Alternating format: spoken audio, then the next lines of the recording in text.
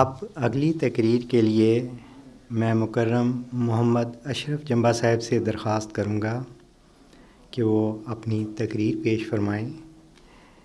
آپ کی تقریر کا عنوان ہے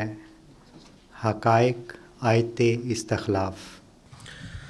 اشہد ان لا الہ الا اللہ وحدہ لا شریک لہ واشہد ان محمدا عبدہ ورسولہ اما بعد فاعوذ باللہ من الشیطان الرجیم بسم اللہ الرحمن الرحیم۔ یہ ارض و سما، یہ کائنات اللہ تعالیٰ کی عظمتوں اور قدرتوں کا مجموعہ اور مظہر ہے۔ اس کائنات کی ہر ایک چیز، چاہے وہ چھوٹی ہے یا بڑی، مادی ہے یا غیر مادی، جاندار ہے یا بے جان، وہ کسی بھی حالت میں ہے، اللہ تعالیٰ کی قدرتوں کی پیامبر ہے۔ جہاں تک کہ خود انسان، تخلیق انسان اور انسان کی جسمانی اور روحانی پرورش اور ترقی بھی اللہ تبارک و تعالیٰ کی قدرت کن فیکون کی شاہد ہے۔ تخلیق آدم کے واقعہ سے پتہ چلتا ہے کہ جب اللہ تعالیٰ نے سیدنا حضرت آدم کو تخلیق فرمایا تو ملائکہ سے فرمایا کہ میں اسے زمین پر اپنا خلیفہ بنانے والا ہوں۔ تو ملائکہ نے خدشہ کا اظہار کرتے ہوئے عرض کیا، یا رب العالمین، یہ بھی پہلوں کی طرح زمین پر فساد برپا کرے گا، کیا ہم تیری تسبیح و تمجید، حمد و ثنا کے لیے کافی نہیں ہیں؟ ویسے تو آج تک انسان زمین پر جو کچھ کرتا چلا آ رہا ہے وہ ملائکہ کے اس خدشہ کا منہ بولتا ثبوت ہے، مگر اللہ تعالیٰ نے ملائکہ سے فرمایا کہ میں تمام قدرتوں کا مالک، عالم الغیب اور رب العالمین ہوں، میں وہ جانتا ہوں جو آپ یقیناً نہیں جانتے۔ اس کے بعد اللہ تعالیٰ نے ملائکہ سے اپنے اسماء کے متعلق کوئی سوال کیا جس کا جواب دینے سے وہ قاصر اور عاجز رہے، مگر وہی سوال جب حضرت آدم علیہ السلام سے پوچھا گیا تو آپ علیہ السلام نے وہ نام اللہ کے حضور پیش فرما دیے، جبکہ آپ ابھی تخلیق کے مراحل میں تھے، جس کی وجہ یہ تھی کہ اللہ تعالیٰ نے یہ اسماء آپ کے دل میں اسی وقت القاء فرمائے تھے۔ القاء، وحی یا الہام کا یہ واقعہ نہ صرف اللہ تعالیٰ کی قدرت کن فیکون کا امین ہے، بلکہ نسل آدم کی روحانی پرورش، ترقی اور القاء کی ابتدا کی خبر بھی دیتا ہے۔ انسان کی روحانی پرورش اور ترقی کا آغاز اسی واقعہ سے ہوا تھا۔ پھر بعد ازاں نسل آدم میں اللہ تعالیٰ نے اپنی اسی قدرت یعنی وحی، الہام اور القاء کے ذریعہ 1,24,000 انبیاء و مرسلین مبعوث فرمائے، جو اپنے اپنے زمانہ میں اللہ تعالیٰ کی ایک مجسم قدرت تھے، جہاں تک کہ ہمارے آقا و مولا حضور صلی اللہ علیہ وسلم بھی اللہ تعالیٰ کی اسی قدرت کاملہ کا شکار ہوئے، جو بعد ازاں روحانی ترقی کے منازل طے کرتے ہوئے اس مقام پہ جا پہنچے جہاں تک آپ سے پہلے یا آپ کے بعد میں آج تک کوئی نبی، رسول یا محدث یا مصلح نہیں پہنچ سکا۔ میرے بزرگوں، بھائیوں اور بہنوں، ہم سب کو یاد رہے کہ اللہ تعالیٰ نے امت محمدیہ سے بھی اسی قسم کی ایک نعمت یعنی خلافت کو پانے کا وعدہ فرما رکھا ہے، بلکہ نہ صرف وعدہ بلکہ امت مسلمہ کو ایک ایسی دعا بھی سکھلا رکھی ہے جو اس دعا کے ذریعے اللہ تعالیٰ اس نعمت کو پا سکتا ہے۔ وہ دعا کیا ہے؟ اللہ تعالیٰ فرماتا ہے کہ مجھ سے مانگو، ایاک نعبد و ایاک نستعین اہدنا الصراط المستقیم صراط الذین انعمت علیہم غیر المغضوب علیہم ولا الضالین۔ یعنی ہم تیری ہی عبادت کرتے ہیں اور تجھ سے ہی مدد چاہتے ہیں، چلا ہم کو سیدھے راستہ پہ،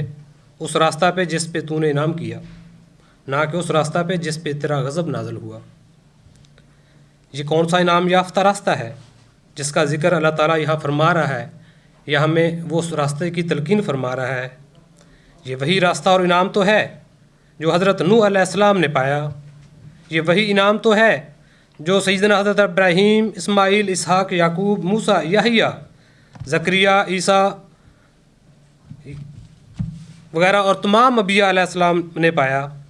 اللہ تعالیٰ اس دعا میں اسی انعام کو پانے کی تلقین تو فرما رہا ہے،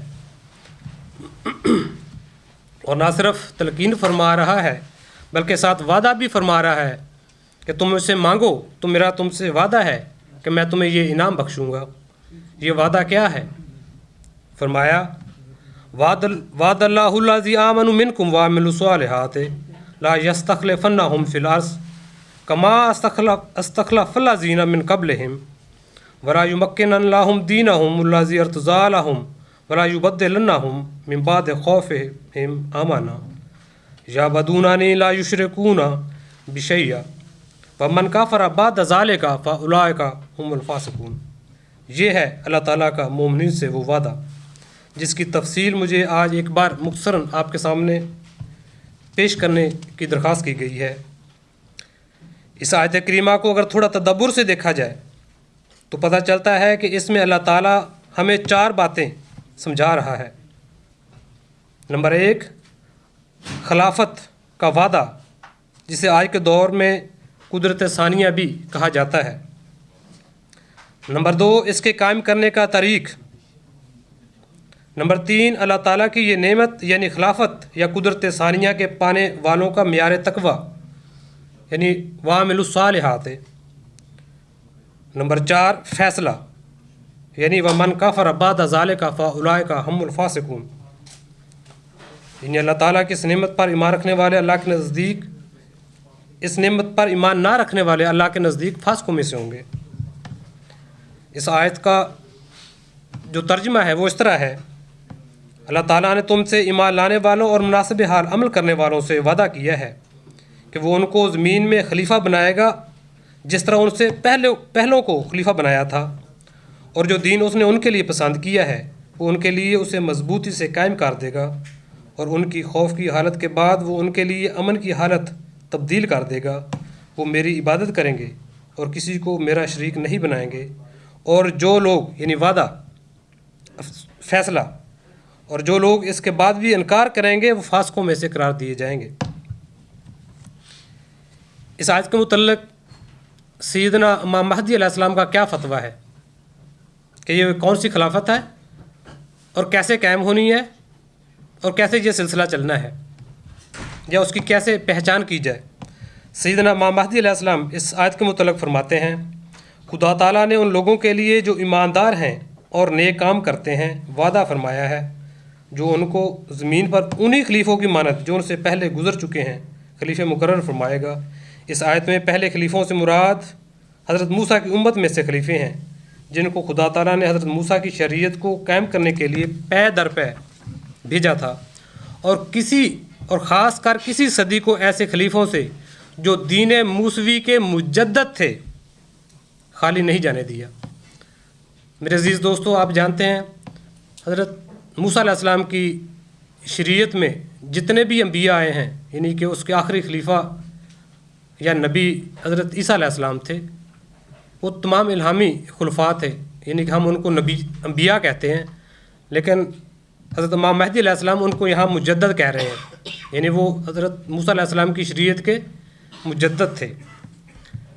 یہ حضور کا پہلا فتویٰ ہے اس آیت کے بارے میں۔ دوسرا فتویٰ، حضور علیہ السلام فرماتے ہیں، یعنی کہ مجددین کی تشریح فرماتے ہوئے حضور علیہ السلام فرماتے ہیں،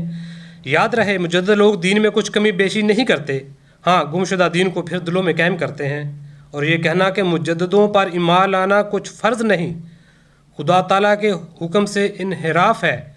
کیونکہ وہ فرماتا ہے،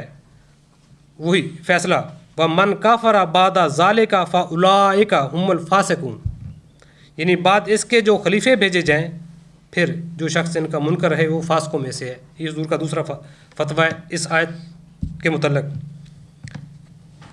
یہ تحریر ہے شہادت القرآن 1893 روحانی خزائن جلد 6 صفحہ 344۔ اسی آیت کی تشریح یعنی خلفاء کے متعلق احادیث مبارکہ میں آتا ہے، حضور صلی اللہ علیہ وسلم فرماتے ہیں، علماء امتی کا نبیہ بنی اسرائیل، علماء امتی کا نبی آئے بنی اسرائیل، یعنی میری امت کے علماء یعنی مجددین بنی اسرائیل کے نبیوں کی مانند ہیں۔ اب یہاں لفظ علماء کا آیا ہے، ان علماء سے مراد کوئی عام مربی، عام مولوی یا کوئی عام امیر یا عمرا نہیں ہے، بلکہ علماء ربانی ہیں جن کو اللہ تعالیٰ نے الہام کے ذریعے مبعوث فرمانا ہے۔ اور اسی کے متعلق حضور صلی اللہ علیہ وسلم فرما رہے ہیں کہ میری امت کے علماء ربانی یعنی مجددین بنی اسرائیل کے نبیوں کی مانند ہیں۔ ایک اور حدیث میں حضور صلی اللہ علیہ وسلم فرماتے ہیں ان العلماء وراثۃ الانبیاء، یعنی میری امت کے علماء یعنی مجددین انبیاء کے وارث ہیں۔ اس حدیث سے بھی پتہ چلتا ہے کہ اس میں کوئی عام عالم عام مولوی نہیں ہے، یہ وہ علماء ہیں جن کو اللہ تعالیٰ نے بطور خاص الہام کے ذریعے مبعوث فرمانا ہے، جن کو آج ہم مجددین کہتے ہیں۔ یہ دونوں احادیث ترمذی باب العلم میں ہے۔ ان احادیث مبارکہ کا مفہوم بیان کرتے ہوئے سیدنا حضرت امام مہدی علیہ السلام یوں فرماتے ہیں ہر ایک زمانہ کی مشکلات کے مناسب حال ان مشکلات کو حل کرنے والے روحانی معلم یعنی مجددین بھیجے جاتے ہیں جو وارث رسول ہوتے ہیں اور ذلی طور پر رسولوں کے کمالات کو پاتے ہیں، اور جس مجدد کی کاروائیاں کسی ایک رسول کے منصبی کاروائیوں سے شدید مشابہت رکھتی ہیں وہ ان دلہ اسی رسول کے نام سے پکارا جائے گا۔ روحانی خزائن جلد 6 صفحہ 348۔ یہ ہیں اسلامی قدرت ثانیہ یا اسلامی خلافت یا الہامی خلیفوں یعنی مجددین اور ان کی خلافت موسویہ سے مماثلت کے متعلق احادیث مبارکہ اور حضرت امام مہدی علیہ السلام کا عقیدہ، جس کے متعلق حضور علیہ السلام روحانی خزائن جلد 20 کی صفحہ 12 تا 13 پر مزید روشنی ڈالتے ہوئے فرماتے ہیں کہ قرآن کریم نے نہ صرف حضرت صلی اللہ علیہ وسلم کو مثیل موسیٰ قرار دیا ہے بلکہ کما استخلف الذین من قبلہم میں تمام سلسلہ خلافت محمدیہ کو سلسلہ خلافت موسویہ کا مثیل قرار دے دیا ہے۔ ان احادیث مبارکہ اور حضور علیہ السلام کے ان بیانات سے خلافت محمدیہ یا قدرت ثانیہ کو نہ سمجھنے والوں کا مسئلہ حل ہو جاتا ہے۔ جن کو خلافت محمدیہ یعنی قدرت ثانیہ کی پہچان یا اسے سمجھنے میں دشواری ہے وہ خلافت موسویہ پہ غور فرما لے کہ وہ کس طرح قائم ہوئی تھی اور ان کے خلفاء الہامی تھے یا انتخابی تھے، ان کو یہ مسئلہ آسانی سے سمجھ آ جائے گا۔ اب میں آتا ہوں قدرت ثانیہ کے دوسرے سلسلہ یعنی انتخابی خلافت کی طرف، جس کے متعلق اس آیت کریمہ میں اشارہ ہے، جیسے کہ فرمایا وَلَا يُمَكِّنَنَّ لَهُمْ دِينَهُمُ الَّذِي ارْتَضَىٰ لَهُمْ وَلَا يُبَدِّلَنَّهُمْ مِن بَعْدِ خَوْفِهِمْ آمَنَّا يَعْبُدُونَنِي لَا يُشْرِكُونَ بِشَيْئًا۔ اس آیت کے اس حصہ میں انتخابی خلافت کی طرف اشارہ ہے، جس کا ترجمہ یہ ہے کہ اور جو دین اس نے ان کے لیے پسند کیا وہ ان کے لیے اسے مضبوطی سے قائم کر دے گا، اور ان کی خوف کی حالت کے بعد وہ ان کے لیے امن کی حالت تبدیل کر دے گا، وہ میری عبادت کریں گے اور کسی چیز کو میرا شریک نہیں بنائیں گے۔ اس آیت میں یہ الفاظ جن میں انتخابی خلافت یا قدرت ثانیہ کے دوسرے سلسلہ کی طرف اشارہ کیا گیا ہے، جس کی بنیاد پر جماعت احمدیہ اس ساری آیت کو خلافت احمدیہ پہ چسپاں کر دیتی ہے، حالانکہ یہ ان کی صریحاً خام خیالی ہے، کیونکہ سیدنا حضرت امام مہدی علیہ السلام کا اس آیت کے ان الفاظ کے متعلق بھی کوئی اور ہی عقیدہ ہے جو ہمارے احمدی دوستوں کی عقیدہ کے ساتھ مطابقت نہیں رکھتا۔ وہ حضور علیہ السلام کا عقیدہ میں آپ کے سامنے پیش کر دیتا ہوں، نتیجہ آپ سب خود اخذ کر لینا۔ حضور علیہ السلام کا اس آیت کے اس حصہ کے متعلق جو عقیدہ تھا وہ یہ ہے، حضور علیہ السلام فرماتے ہیں صوفیہ نے لکھا ہے جو شخص کسی شیخ یا رسول اور نبی کے بعد خلیفہ ہونے والا ہوتا ہے تو سب سے پہلے خدا کی طرف سے اس کے دل میں حق ڈالا جاتا ہے۔ جب کوئی رسول و مشائخ وفات پاتے ہیں تو دنیا پر ایک زلزلہ آ جاتا ہے اور وہ ایک بہت ہی خطرناک وقت ہوتا ہے، مگر خدا کسی خلیفہ کے ذریعہ اس کو مٹاتا ہے، اور پھر گویا اس امر کا اثر نو اس خلیفہ کے ذریعے اصلاح و استحکام ہوتا ہے، حضرت صلی اللہ علیہ وسلم نے بھی کیوں اپنے بعد خلیفہ مقرر نہ کیا؟ اس میں بھی یہی بھید تھا کہ آپ صلی اللہ علیہ وسلم کو بھی خوب علم تھا کہ اللہ تعالیٰ خود ایک خلیفہ مقرر فرمائے گا، کیونکہ یہ خدا کا ہی کام ہے اور خدا کے کام میں نقص نہیں۔ چنانچہ انہوں نے حضرت ابو بکر صدیق کو، یعنی اللہ تعالیٰ نے حضرت ابو بکر صدیق کو اس کام کے واسطے خلیفہ بنایا اور سب سے اول حق انہی کے دل میں ڈالا۔ الحکم 12 نومبر 27 صفحہ 2، مورخہ 14 اپریل 1908۔ یہ حضور کا حوالہ ہے۔ یہ حضور کا اس آیت کے بارے میں انتخابی خلافت کے سلسلہ میں حضور کا عقیدہ ہے۔ پھر حضور یہاں پہ رکتے نہیں، حضور اپنے اسی عقیدہ کی مزید وضاحت کرتے ہوئے فتویٰ دیتے ہیں۔ ذرا غور فرمائیے گا۔ حضور فرماتے ہیں، اور اس میں کوئی شک نہیں کہ آیت استخلاف کی اس پیش گوئی کا مصداق کہ اللہ تعالیٰ ایسے زمانے میں کسی مومن کو خلیفہ بنائے گا اور مومنوں کو ان کے خوف کے بعد امن دے گا اور متزلزل دین کو استحکام بخشے گا اور مفسدوں کو ہلاک کرے گا، سوائے ابو بکر صدیق رضی اللہ تعالیٰ عنہ اور آپ کے زمانے کے اور کوئی نہیں۔ یعنی کہ اس آیت کے اس حصہ کو حضور علیہ السلام کہہ رہے ہیں کہ انتخابی خلافت کا کہ یہ جو الفاظ ہیں یہ صرف اور صرف سیدنا حضرت ابو بکر صدیق کے لیے ہیں، اس کے بعد اور کسی خلیفہ کے لیے نہیں ہے۔ پھر حضور مزید آگے فرماتے ہیں، حضرت صدیق کی خلافت کے سوا آیت استخلاف کو کسی اور کی خلافت پر محمول نہیں کیا جا سکتا اور ممکن نہیں کہ دوسرے لوگوں میں سے اس کی کوئی نظیر پیش کی جا سکے۔ پھر اسی تحریر میں حضور مزید آگے جا کے فتویٰ دیتے ہیں، مجھے علم دیا گیا ہے۔ حضور اپنی تشریح نہیں فرما رہے ہیں، حضور فرما رہے ہیں کہ مجھے علم دیا گیا ہے کہ حضرت صدیق کی شان تمام صحابہ سے بڑھ کر اور آپ کا مقام تمام صحابہ سے بلند تھا اور آپ ہی بغیر کسی شک و شبہ کے پہلے خلیفہ تھے اور آپ کے بارے میں ہی خلافت کی آیت نازل ہوئی ہے۔ اے عقل کے دشمنوں، اگر تم خیال کرتے ہو کہ آیت استخلاف کا مصداق حضرت ابو بکر صدیق کے زمانہ کے بعد کوئی اور بھی ہے تو اس کے متعلق یقینی خبر پیش کرو، اور اگر تم پیش نہ کر سکو اور تم ہرگز پیش نہ کر سکو گے تو تم نیکوں کے دشمن مت بنو۔ پھر مزید فرمایا، آیت استخلاف کا مصداق ہونے کی اہل صرف اور صرف حضرت صدیق ہی کی ہے، حضرت ابو بکر صدیق کی خلافت ہی ہے،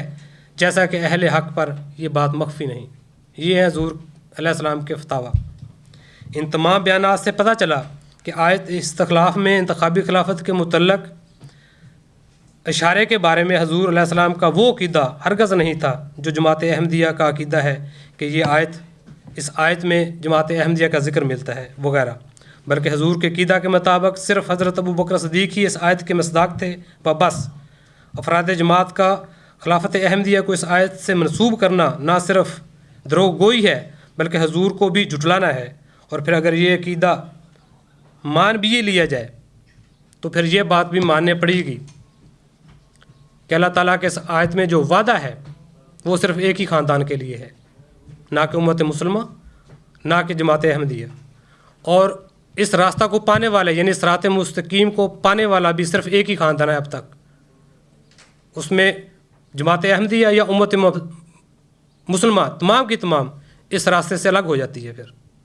وآخر دعوانا ان الحمدللہ رب العالمین۔